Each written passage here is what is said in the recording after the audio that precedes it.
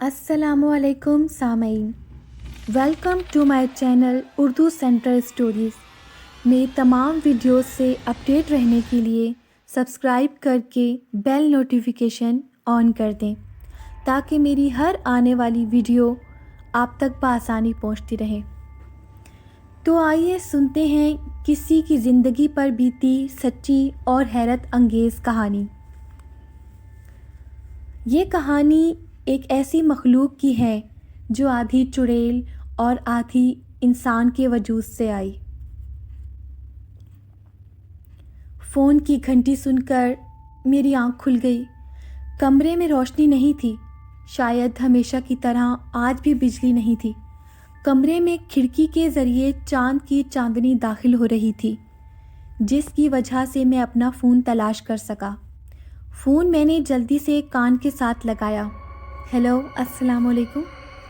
بچاؤ، مجھے بچاؤ، خدا کے لیے میری مدد کرو۔ جی کون؟ رات کے اس ٹائم کون ہو تم؟ میں اکبر ہوں، تمہارا دوست۔ ہاں اکبر، کیا بات ہے؟ کیوں رو رہے ہو؟ یار وہ مجھے مار دے گی، میرا خون پی جائے گی، وہ میری طرف آ رہی ہے۔ کون تم کو مار دے گی؟ ہیلو اکبر، لیکن کوئی جواب نہ آیا۔ میں نے خود اکبر کا نمبر ڈائل کیا، لیکن دوسری طرف سے کوئی جواب نہیں موصول ہو رہا تھا۔ میں اچانک اس کی باتوں سے پریشان ہو گیا تھا۔ اکبر کی نئی شادی ہوئی تھی، وہ میرے ساتھ بینک میں کام کرتا تھا، ہم بہت اچھے دوست بھی تھے۔ میرا نام سفیر حسین ہے اور میں ایک غیر شادی شدہ اور آزاد فطرت کا مالک ہوں۔ میں نے الماری سے اپنا ریوالور نکالا اور اکبر کی گھر کی طرف چل دیا۔ اکبر کا گھر کم آبادی والے علاقے میں تھا۔ گھر کے پاس ایک نہر گزر رہی تھی اور اس کے پار ایک قبرستان تھا۔ جلد ہی میں اس گھر کے اندر داخل ہو گیا۔ اس کا گھر 3 کمرے پر مشتمل تھا۔ وہ کمرہ ایک باورچی خانہ اور چھوٹا سا صحن تھا، جس میں ایک بڑا پرانا کیکر کا درخت تھا، جس کے اوپر بہت سے پرندوں کے گھونسلے بنے ہوئے تھے۔ صحن سے ہوتے ہوئے میں نے کیکر کے درخت پر نظر ڈالی۔ پرندے خاموشی سے اپنے گھونسلوں میں دب کر آرام کر رہے تھے۔ حویلی کا دروازہ ہمیشہ کی طرح کھلا ہی تھا، لیکن کمرے اندر سے بند تھے۔ میں نے کافی دیر دستک دی، لیکن کوئی جواب نہ ملا۔ پھر مجھے کھڑکی کا خیال آیا، جو نہر والی سائڈ پر تھی۔ میں نے حویلی کی پچھلی طرف جا کر اندر جھانکا۔ میں یہ دیکھ کر حیران رہ گیا، کھڑکی کھلی تھی اور کھڑکی کے اوپر تازے خون کے نشان تھے۔ میں کھڑکی کے ذریعے اندر آیا۔ اب بجلی آ چکی تھی۔ میں نے بلب جلایا تو میرے رونگٹے کھڑے ہو گئے۔ اکبر بیڈ کے نیچے خون میں لپٹا ہوا پڑا تھا اور بھابھی کا کوئی نام و نشان نہیں تھا۔ میں نے اکبر کو چیک کیا تو وہ اس دنیا کو چھوڑ چکا تھا کہ اچانک میری نظر خون کے دھبوں پر پڑی جو کسی کے ننگے پاؤں کے تھے، یعنی کوئی کمرے سے کھڑکی کی طرف سے باہر گیا تھا اور خون کے نشان اس کے پاؤں کے ذریعے فرش پر بنے ہوئے تھے۔ میں نے پہلے گھر کی تلاشی لی، لیکن بھابھی کا کوئی پتہ نہ چلا۔ لیکن ہو سکتا ہے قاتل بھابھی کو ساتھ لے گیا ہو۔ میں نے پاؤں کے نشانوں کا پیچھا کرنے کا فیصلہ کیا اور کھڑکی کے ذریعے باہر آ گیا، لیکن میں نے تھانے کال کر دی تھی اور سب حقیقت بتا دی تھی۔ یا یوں کہ نشان ٹارچ کی روشنی میں بہت واضح نظر آ رہے تھے، لیکن یہ کیا؟ یہ نشان تو نہر میں جا رہے تھے، یعنی قاتل نے نہر پار کی تھی، پر میں نہر پار نہیں کر سکتا تھا۔ اس لیے میں نے 1 کلومیٹر لمبا چکر نہر سے ہو کر لگایا اور پھر نہر کی دوسری جانب ان پاؤں کے نشان تلاش کرنے لگا۔ جلد ہی تازے پاؤں کے نشان مل گئے۔ یہ نشان قبرستان جا رہے تھے۔ مجھے قبرستان سے ڈر لگتا ہے کہ اچانک میرے کانوں میں پولیس کی گاڑی کی آواز آنے کا شور سنائی دیا، تو میں نے واپس اکبر کے گھر کی طرف چل دیا۔ میں نے اپنا تعارف کروایا اور بتایا کہ یہ نشان قبرستان میں جا رہے ہیں۔ میں قبرستان میں اکیلا نہیں جا سکتا، اگر آپ نے ساتھ چلنا ہے تو چلو، کیونکہ وہ قاتل بھابھی کو قبرستان کی طرف لے گیا ہے۔ انسپکٹر نے اپنے ساتھ 2 آدمی لیے اور باقی وہاں شواہد اکٹھا کرنے لگے۔ ہم قبرستان میں داخل ہو گئے تھے۔ قبرستان بہت ہی قدیمی معلوم پڑتا تھا۔ میں پہلے اس قبرستان میں نہیں آیا تھا۔ قبریں ٹوٹ پھوٹ کا شکار تھیں۔ پاؤں کے نشان اب ہمیں نہیں مل رہے تھے۔ ہم لوگ ادھر ادھر پھر رہے تھے۔ انسپکٹر صاحب نے کہا، کیا اکبر کی کسی سے ذاتی دشمنی تھی یا کوئی کاروباری دشمنی وغیرہ تو نہیں تھی؟ انسپکٹر صاحب، اکبر بہت ہی شریف اور خاندانی انسان تھا۔ اس کی کسی سے کیا دشمنی ہو سکتی ہے؟ اچھا، تو اس کی شادی کب اور کہاں ہوئی تھی؟ اور اس نے بینک سے چھٹی لی تھی؟ سر، صبح اس کی حاضری تھی۔ ثنا سے اس کی ملاقات ایک پارٹی میں ہوئی تھی اور اس بات کو 2 ہفتے ہو گئے تھے۔ گویا ان دونوں نے 2 ہفتوں کے اندر اندر شادی کر لی تھی۔ جی انسپکٹر صاحب، ثنا اس دنیا میں اکیلی تھی۔ ماں باپ ایک حادثے میں فوت ہو گئے تھے۔ اس کے چچا نے اس کو پالا تھا، اس لیے انہوں نے بھی شادی میں دیر نہیں کی۔ وہ کہاں رہتے ہیں؟ وہ بھی اسی شہر میں رہتے ہیں۔ وہ بھی شریف لوگ ہیں۔ شادی کے دن بھی ان کے گھر گیا تھا۔ بہت نیک دل اور اچھی فیملی ہے۔ اچانک سپاہی نے آواز دی، انسپکٹر صاحب، یہاں پر ایک لڑکی پڑی ہے۔ ہم ایک طرف درخت میں چلے گئے۔ وہاں کافی درخت تھے اور ایک درخت کے نیچے بھابھی ثنا پڑی ہوئی تھی، اور میں یہ دیکھ کر حیران ہو گیا کہ وہ نشان بھابھی کے پاؤں کے تھے، کیونکہ اب ان کے پاؤں پر خون جم چکا تھا۔ انسپکٹر صاحب نے گاڑی والے کو کال کی۔ وہ قبرستان کے پاس گاڑی لے آیا اور ہم بھابھی کو اٹھا کر قبرستان سے باہر آ گئے۔ گاڑی وہاں پہلے سے ہی موجود تھی اور اس کو ہسپتال لے گئے۔ بھابھی کافی دیر سے بے ہوش تھی اور وہی بتا سکتی تھی کہ اکبر کا قاتل کون ہے اور وہ قبرستان میں کیسے آئی۔ میں اکبر کے کفن دفن میں مصروف تھا۔ اکبر کا بھائی اور والد بھی گاؤں سے آئے تھے۔ اکبر کا بڑا بھائی اکرم بہت پریشان تھا کیونکہ وہ اپنے بھائی سے بہت پیار کرتا تھا۔ والد کا بھی بہت برا حال تھا۔ وہ تو اکبر کی ضد کے پیچھے خاموش تھے۔ اکبر نے ضد کر کے شہر کی راہ لی اور بینک میں ملازمت کر لی۔ شادی بھی اس نے اپنی پسند سے کی تھی۔ ثنا بھابھی پر بھی شک کر رہے تھے، طرح طرح کی باتیں کر رہے تھے۔ شادی کو تو کچھ دن ہی ہوئے تھے اور ابھی تک اکبر کی چھٹی بھی ختم نہیں ہوئی تھی، تو ثنا بھابھی پر شک کس طرح کیا جا سکتا تھا؟ کیونکہ جب تک آپ کسی سے ملتے جلتے نہیں، اندازہ بھی نہیں لگا سکتے۔ آپ کو کیسے معلوم ہوگا کہ وہ کون ہے اور اس کی طبیعت کیسی ہے؟ آج اس واقعے کو 3 دن ہو گئے ہیں۔ بھابھی ابھی تک بے ہوش تھیں اور قاتل کا کوئی سراغ نہیں مل رہا تھا۔ میں بینک سے واپسی پر ہسپتال کا چکر لگاتا تھا۔ اکرم بھائی اور اکبر کی والدہ صاحبہ ہسپتال میں ہی تھے۔ ان کو پتہ تھا کہ بھابھی ہی وہ ذریعہ ہیں جس کے ذریعے ہم قاتل تک پہنچ سکتے ہیں۔ پولیس کے 2 آدمی بھی ہر وقت ڈیوٹی پر موجود ہوتے۔ ہمیشہ کی طرح میں فارغ ہو کر تھانے گیا تو میری ملاقات انسپکٹر سے ہوئی۔ میرا کلاس فیلو انسپکٹر خان اور ہماری بہت اچھی دوستی بھی تھی۔ میں نے سارا واقعہ خان کو بتایا۔ انسپکٹر خان کسی گہری سوچ میں ڈوب گیا۔ کافی دیر کے بعد وہ بولا، اس قسم کے 2-3 کیس پہلے بھی ہوئے ہیں۔ کیا مطلب؟ کیسے کیس انسپکٹر؟ اکیلا گھر آبادی سے دور رہتا تھا، یعنی کم آبادی والا علاقہ تھا، اور اس کے گھر میں صرف وہ پہلے اکیلا ہی رہتا تھا اور پھر شادی بھی اچانک اور ایک انجان لڑکی سے کی۔ یہ بات تو ٹھیک ہے، لیکن ثنا بھابھی تو بہت اچھی ہے، کافی خدمت کرتی تھی اکبر کی۔ اچھا، تو وہ کہاں ہے؟ کیا زندہ ہے؟ ہاں، وہ زندہ ہے اور ہسپتال میں داخل ہوئی ہے اور بے ہوش ہے۔ چلو سفیر، ہسپتال چلتے ہیں، وہاں پر ہی بات واضح ہوگی۔ جب ہم وہاں پہنچے تو اکرم بھائی وہاں پہلے سے موجود تھے۔ اکرم بھائی، بھابھی کو ہوش آیا؟ نہیں، وہ ابھی تک بے ہوش ہے۔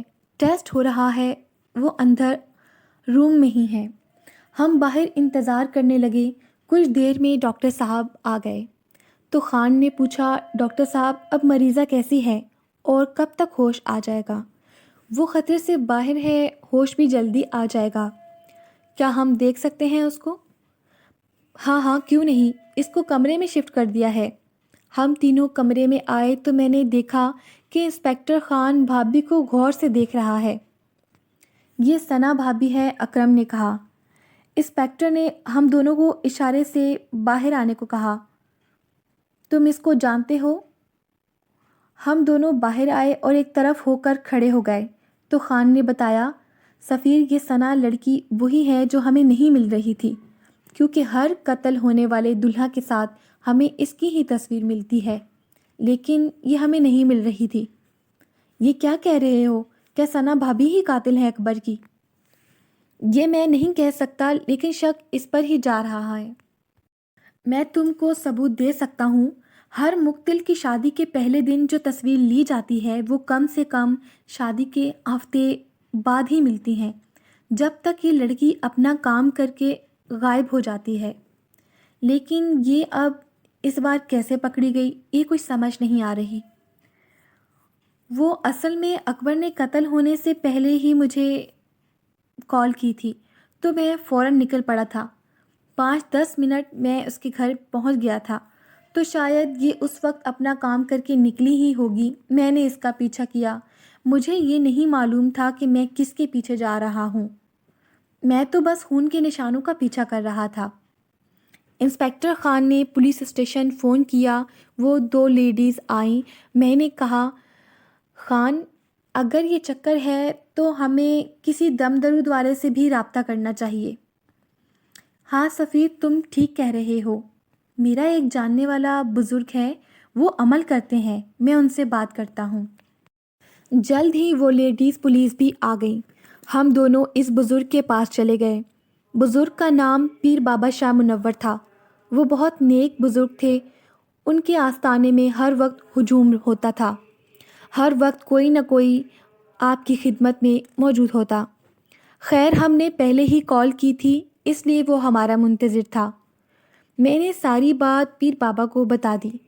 پیر بابا نے آنکھیں بند کر لیں اور منہ ہی منہ میں عمل دہرانے لگے۔ اچھا تو آپ لوگ کیا چاہتے ہیں؟ اس لڑکی کی حقیقت یا اس کا خاتمہ ہونا چاہیے، یا پھر کوئی اور سزا؟ کیا چاہتے ہیں؟ پیر بابا آپ پہلے ہمیں یہ بتائیں کہ وہ کون ہے اور ایسا کیوں کر رہی ہے؟ وہ مکمل انسان نہیں ہے اور نہ ہی مکمل چڑیل ہے۔ وہ ایک انسان اور چڑیل کے ملاپ سے پیدا ہوئی ہے، یعنی چڑیل کی بیٹی ہے۔ اس کا انسان باپ اس کو چھوڑ کر دنیا سے چلا گیا تھا، جس کو اس کی چڑیل ماں نے مار دیا تھا، اور اس کی ماں چڑیل کو ایک ہندو نے چلہ کاٹ کر اپنی قید میں کر لیا تھا، تو اس کی پرورش انسانوں میں ہوئی تھی۔ اس کے چچا نے اس کو پالا تھا۔ چچا اس کی حقیقت سے نا علم تھا، اس کو ابھی تک اس بارے میں نہیں پتا۔ جب وہ اس لڑکی کی بار بار شادی کروا رہے ہیں تو ان کو شک نہیں ہو رہا کہ آپ لوگوں نے دیکھ لیا ہوگا کہ چڑیل کی بیٹی بہت معصوم بھولی بھالی صورت لے کر پیدا ہوئی ہے۔ ہر کوئی اس پر اعتماد کر لیتا ہے اور وہ اپنا شکار خود ہی تلاش کرتی ہے۔ 3-4 دن وہ اپنی خوراک ڈھونڈتی ہے، پھر اس کی چڑیل والی آتما جاگ جاتی ہے تو وہ اپنے شوہر کا خون پی جاتی ہے اور ہفتوں کے لیے غائب ہو جاتی ہے۔ جب اس کے چچا کو اس حادثے کا پتہ چلتا ہے تو وہ بیچارہ اس کی تلاش میں تھانے، ہسپتال، ریلوے اسٹیشن اور نہ جانے کہاں کہاں تلاش کرتا ہے۔ جب وہ ملتی ہے تو وہ کہانی سناتی ہے اور اپنے معصوم چہرے کا فائدہ اٹھا کر کچھ ہفتے گھر میں آرام کرتی ہے اور پھر تازہ دم ہو کر شکار کی تلاش شروع کرتی ہے۔ تو کیا ہر بار چچا اس کو جہیز دیتا ہے؟ لیکن پیر بابا اس بار وہ پکڑی کیسے گئی اور وہ اب تک بے ہوش کیوں ہے؟ میں نے پہلے ہی بتایا تھا کہ وہ چڑیل کی بیٹی ہے، لیکن اس کے اندر انسان کا بھی خون ہے، اس لیے وہ کمزور اور تھکاوٹ بھی محسوس کرتی ہے۔ اس رات جب اپنا شکار کر کے قبرستان کی طرف جا رہی تھی تو اسے نہر بھی پار کرنا پڑی تھی۔ اس کو معلوم ہو گیا تھا کہ کوئی اس کا پیچھا کر رہا ہے، اس لیے جلدی میں وہ اس درخت سے ٹکرا گئی اور بے ہوش ہو گئی، کیونکہ اب اس پر تھکاوٹ طاری ہو گئی تھی۔ اب ہمیں کیا کرنا چاہیے پیر بابا؟ آپ اس کے ساتھ کیا کرنا چاہتے ہیں؟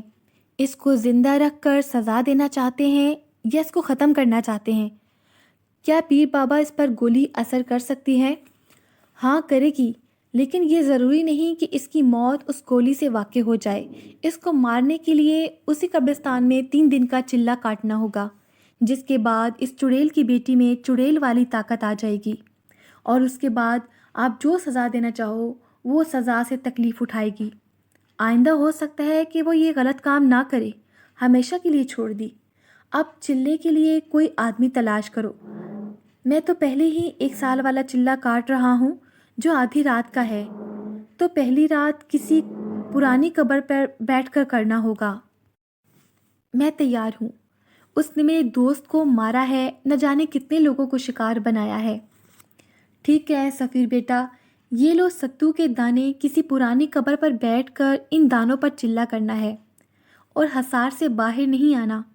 کچھ بھی ہو جائے، چاہے میری آواز آئے یا میں خود ہی آؤں یا تمہارا دوست آ جائے، تم نے کسی بات پر عمل نہیں کرنا۔ بس میرا بتایا ہوا عمل کرتے رہنا اور دن میں کسی سے کوئی بات نہیں کرنا۔ بینک سے چھٹی لے لو تو بہتر ہے۔ میں نے پیر بابا کی بات مان لی، لیکن میرا دل تسلیم نہیں کر رہا تھا کہ بھابھی ایک بے رحم قاتل ہو سکتی ہے اور وہ ایک چڑیل کی بیٹی ہے۔ یہ ماننا کافی مشکل تھا۔ رات کا وقت تھا، فون کی گھنٹی سن کر میری آنکھ کھل گئی تو یہ اطلاع ملی کہ بھابھی ثنا ہسپتال سے فرار ہونے میں کامیاب ہو گئی ہے۔ اس بارے میں اور کچھ معلوم نہ ہوا۔ میں نے اسی وقت انسپکٹر سے بات کی تو اس نے کہا، سفیر بھائی، اب وہ چلہ کرنا اور ضروری ہو گیا ہے۔ خدا نہ کرے وہ کوئی کام کر دے اور کسی کی جان چلی جائے۔ صبح ہوتے ہی میں بینک گیا اور بینک سے 5 چھٹیاں لیں اور انسپکٹر کے پاس گیا۔ میں پولیس اسٹیشن چلا گیا، وہ میرا انتظار کر رہا تھا۔ ہاں تو چھٹی لے لی؟ ہاں ٹھیک ہے، چائے پی لو تو ہم ثنا بھابھی کے چچا کے گھر چلتے ہیں۔ ٹھیک ہے، میں تیار ہوں۔ ایک پڑوسی سے پتہ چلا کہ کل رات کو جہانگیر صاحب کا انتقال ہو گیا ہے، اس لیے اس کو دفن کرنے کے لیے سب لوگ اس کے آبائی گاؤں گئے ہوئے ہیں۔ کیا ثنا بھابھی بھی ان کے ساتھ ہیں؟ ظاہری بات ہے کہ ثنا باجی چچا جہانگیر سے بہت پیار کرتی تھی، انہیں تو جانا ہی تھا۔ اور ان کا گاؤں کہاں ہے؟ انسپکٹر خان نے پوچھا۔ ان کے گاؤں کا نام کیا ہے؟ لال سندر والا ہے، اور وہ موٹر وے کے ساتھ فیصل آباد سے کچھ پہلے ہی ہے۔ ہم سب سے پہلے پیر بابا کے پاس گئے تو انہوں نے کہا، اس بات کا فائدہ اٹھا لو سفیر، تم اپنا چلہ آج رات سے شروع کر لو، اور انسپکٹر خان تم بے شک اس کے پیچھے گاؤں چلے جاؤ۔ اگر وہ وہاں نہیں ہے یا وہاں سے غائب ہوتی ہے تو مجھے اطلاع دینا، میں پھر عمل سے پتہ کروں گا وہ کہاں ہے۔ ٹھیک ہے پیر بابا، جس طرح سے آپ کا حکم۔ پھر میں قبرستان چلا گیا اور رات کے لیے جگہ تلاش کرنے لگا۔ جلد ہی مجھے ایک پرانے درخت کے پاس ایک پرانی قبر مل گئی۔ میں اس پر نشان لگا کر آ گیا اور کھانا کھا کر سو گیا تھا۔ میری آنکھ شام کو 5 بجے کھلی۔ ابھی اندھیرا ہونے میں کچھ دیر باقی تھی۔ میں اپنی جگہ پر پہنچ گیا تھا۔ وہاں پر میں نے حصار کھینچا تو میں اس قبر پر بیٹھ گیا اور چلہ شروع کر دیا۔ پہلی رات سکون سے گزری۔ انسپکٹر خان ثنا کے گاؤں گیا ہوا تھا۔ میں گھر آ کر سو گیا۔ دن کو بہت سی کالز آئیں لیکن میں نے اٹھائی نہیں۔ شام 5 بجے کے قریب میں اٹھا اور کھانا وغیرہ کھایا اور قبرستان کی طرف چل دیا۔ اپنی جگہ پر پہنچ کر میں بیٹھ گیا۔ آج موسم بھی خراب معلوم ہوتا تھا، چاند کا کوئی نام و نشان نہ تھا۔ وہاں تیز سے تیز ہوتی جا رہی تھی ہوا، اور مجھے چلہ کرنے میں مشکل ہو رہی تھی۔ میں حیران تھا کہ جب میں گھر سے نکلا تو موسم صاف تھا، لیکن جب قبرستان میں قدم رکھا تو موسم خراب ہو گیا۔ خیر، میں عمل کرنے لگا کہ آسمان پر بجلی چمکی اور بادل شور کرنے لگے، ہوائیں تیز تیز چلنے لگیں، بہت زیادہ شور ہو رہا تھا، مجھے عمل کرنے میں مشکل ہو رہی تھی۔ کچھ دیر میں بارش شروع ہو گئی، لیکن یہ کیا؟ بارش حصار کے باہر ہو رہی تھی اور جس جگہ میں تھا وہاں کوئی اثر نہ ہو رہا تھا۔ بادل خوب برسے، ہر طرف پانی پانی ہو گیا۔ لیکن حیران کرنے والی بات یہ تھی کہ پانی کا ایک قطرہ بھی میرے قریب نہ آ رہا تھا۔ موسم اب صاف تھا، چاند نظر آ رہا تھا اور چاندنی ہر چیز کو منور کر رہی تھی۔ بادل کا شور تھم چکا تھا اور اب مکمل خاموشی تھی۔ میں نے اپنا عمل جاری رکھا تھا۔ صبح ہونے سے کچھ پہلے مجھے انسپکٹر خان اپنے پاس آتا ہوا نظر آیا اور کہا، سفیر یہ چلہ چھوڑ دو، ہم نے ثنا کو مار دیا ہے اور اب وہ مر چکی ہے۔ لیکن اس وقت میں ہوش میں تھا، مجھے پیر بابا والی بات یاد تھی۔ میں بھلا چلہ کیسے چھوڑ سکتا تھا؟ میں چلے میں مگن رہا۔ انسپکٹر خان نے کہا، اٹھ جاؤ میرے دوست، کیوں دیر کر رہے ہو؟ اپنا ٹائم ضائع کر رہے ہو، آؤ میرے ساتھ، میرا ہاتھ پکڑو۔ خان نے میری طرف ہاتھ بڑھایا تو اس کے منہ سے چیخ نکل گئی اور وہ غائب ہو گیا۔ میں نے خدا کا شکر ادا کیا کہ میں نے کوئی غلط قدم نہیں اٹھایا۔ صبح ہوئی تو میں گھر لوٹ آیا، کھانا کھا کر سو گیا۔ شام کو اپنے ٹائم پر اٹھا اور اپنا سخت امتحان ہونے والا تھا یہ میں جانتا تھا اور میں اس کے لیے تیار تھا۔ میں نے آج مغرب کی نماز قبرستان کے پاس ادا کی تھی کیونکہ پہلے میں گھر میں ادا کر کے جاتا تھا۔ چلہ میں نے اپنے ٹائم پر شروع کر دیا۔ وہ تقریباً آدھی رات کا وقت تھا جب مجھے دور سے کسی قدموں کی آہٹ سنائی دی۔ کوئی سفید سیاہ چیز میری طرف آ رہی تھی۔ قریب آیا تو میں نے دیکھا کہ وہ ثنا ہی ہے۔ انہوں نے بہت معصوم صورت بنائی ہوئی تھی اور مجھ سے معافی مانگنے لگی۔ سفیر بھائی مجھے معاف کر دو، میں جینا چاہتی ہوں، میرا وعدہ ہے آئندہ میں کسی کو کوئی نقصان نہیں پہنچاؤں گی۔ کافی دیر کھڑی رہی، پھر خاموش اور مایوس ہو کر چلی گئی۔ کچھ دیر بعد خاموشی رہی، پھر پیر بابا میرے سامنے آئے اور انہوں نے کہا، بیٹا اس کو معاف کر دو، وہ تم سے معافی مانگ رہی ہے، اس کی یہ سزا بہت ہے کہ سب کے سامنے اس کا چہرہ بے نقاب ہو گیا ہے۔ میں پیر بابا سے بات کرنے ہی والا تھا کہ میرے کانوں میں آواز آئی، یہ سب نظر کا دھوکہ ہے، یہ میں نہیں ہوں، تم اپنا عمل جاری رکھو۔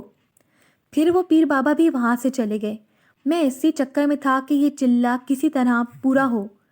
صبح ہونے سے پہلے قبرستان ایک شور سے جاگ اٹھا تھا۔